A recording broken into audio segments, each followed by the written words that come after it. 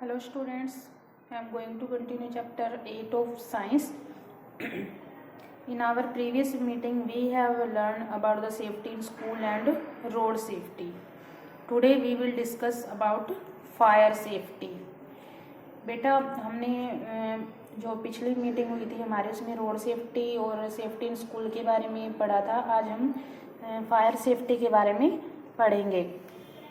It was Diwali we all wore new clothes. ये last जो दिवाली थी उसके बारे में बता रहा है कि दिवाली थी और हमने नए कपड़े पहने थे और घर को डेकोरेट किया था फेस्टिवल लाइट्स के साथ. और सभी जो फायर क्रैकर जला रहे थे, फायर क्रैकर मतलब पटाखे. जो राहुल है उसने माचिस की तीली जलाई और उससे पटाखा जलाया और उसे रोड पर फेंक दिया बिना बुझाए. जो राहुल के अंकल थे उन्होंने उसको देखा और उसे बताया कि इससे एक्सीडेंट भी हो सकता है. उन्होंने फिर फायर सेफ्टी के कुछ रूल्स बताए. तो नाउ दिवाली, जब कमिंग दिवाली आ रही है तो बेटा आपको भी ये सेफ्टी रूल्स हैं जो इनको फॉलो करना है, ठीक है. We should always blow off a burning match stick before throwing it away. हमें कभी भी जलती हुई माचिस की तीली या फिर जो पटाखे हैं उनको बुझाए बगैर नहीं फेंकना चाहिए, क्योंकि इससे अगर वहाँ पर कोई सूखी चीज़ पड़ी है, कोई कागज़, कोई भी पॉलीथीन या फिर कोई ड्राई लीव्स पड़े हैं तो उनमें आग लग सकती है. सेकेंड है we should not store flammable substances. जो ज्वलनशील पदार्थ हैं उनको हमें स्टोर करके नहीं रखना चाहिए, जैसे कि पेट्रोल है, केरोसिन ऑयल है, किचन में नहीं रखना चाहिए क्योंकि किचन में हर वक्त फायर का काम होता है. We should not keep lighted candles near curtains. और जो जलती हुई कैंडल्स हैं उनको भी हमें कभी भी कर्टेन्स के पास नहीं रखना चाहिए, पर्दों के पास नहीं रखना चाहिए, because they will cause fire accident.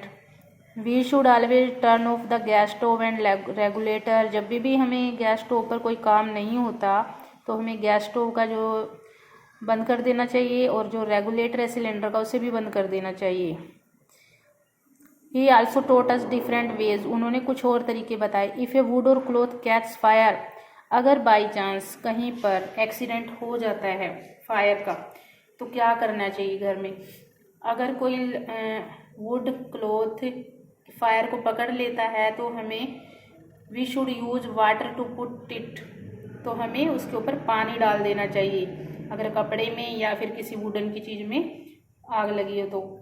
If a fire starts due to electrical gadget, अगर आग जो बिजली के किसी उपकरण से लगती है तो हमें उसके ऊपर पानी नहीं डालना चाहिए, हमें उसके ऊपर रेत फेंकनी चाहिए और जो मेन कनेक्शन है वो काट देना चाहिए इलेक्ट्रिसिटी का.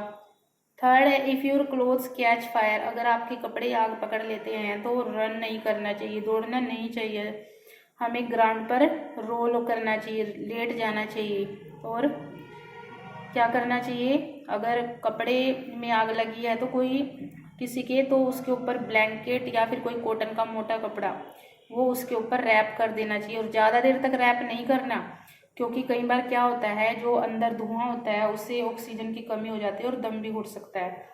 थोड़ी देर के लिए उसके ऊपर दबा के और फिर उसको उतार लेना चाहिए. Next, did you know more people die due to suffocation and smoke when a building catch fire. जब भी किसी बिल्डिंग में आग लगती है तो सबसे ज़्यादा लोग हैं जो दम घुटने से मरते हैं धुएं के कारण, क्योंकि धुआं भर जाता है और उनका दम घुट जाता है. जलने से कम मरते हैं और दम घुटने से ज़्यादा मरते हैं. तो बेटा फेस्टिवल आ रहा है अपना दीपावली, तो उसके लिए भी हमें ये सेफ्टी रूल्स फॉलो करने हैं और घर में भी हमें ये सेफ्टी रूल्स हमेशा फॉलो करने चाहिए. Okay, today you will read page 14 and फिर let's try to match it. Zebra crossing, cross the road,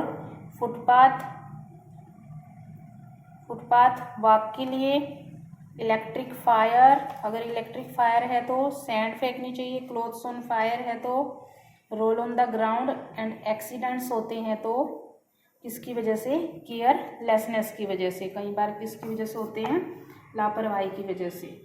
तो you have to read both page 14, 15. Okay students.